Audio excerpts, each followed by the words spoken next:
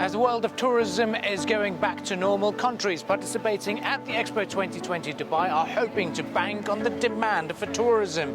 Amongst them is the second richest country in the world, which is also the only Grand Duchy, and that is Luxembourg, whose tourism minister was in the country to promote the country as a holiday destination amongst UAE residents and Emiratis. Your Excellency, thank you for joining us today. Thank you. Well, let's start off talking about resourceful Luxembourg. That's the theme. And, for a small country, you've got a huge pavilion at the Expo. Why have you chosen Luxembourg to have a grand showcase at this event in Dubai? I think Dubai is a place where everyone meets, so it's really a place to be, and we are very happy that we have this pavilion as part of opportunities here in Dubai.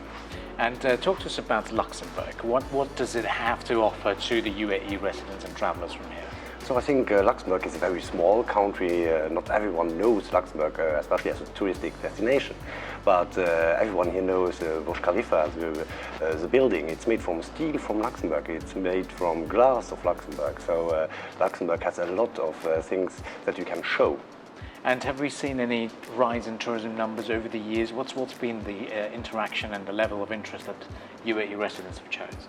I think Luxembourg is a destination where you have a lot of forest, of nature, so something very special, and we hope that we can show all the aspects of Luxembourg here in Dubai.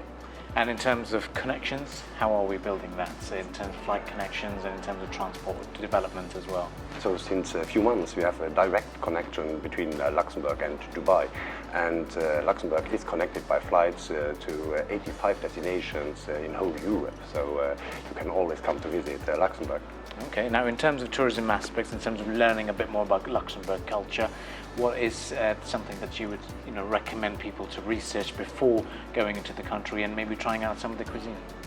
We have a few things in Luxembourg that are very special. So Luxembourg is a very small country, and you can visit 4 countries in just a few days. So you can see a border to 3 countries such as France, Germany and Luxembourg, for example. You know, maybe the Treaty of Schengen, who was signed in a little picturesque village in the eastern part of Luxembourg.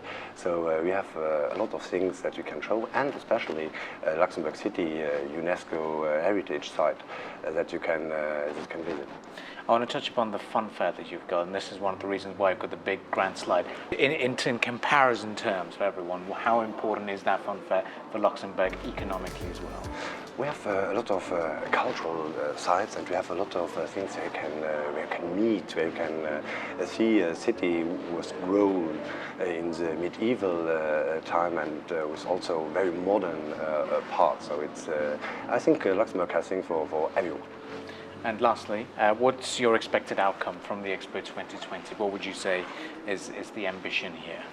I think that we want to place Luxembourg on maps of a lot of people, that you can see Luxembourg like it is really.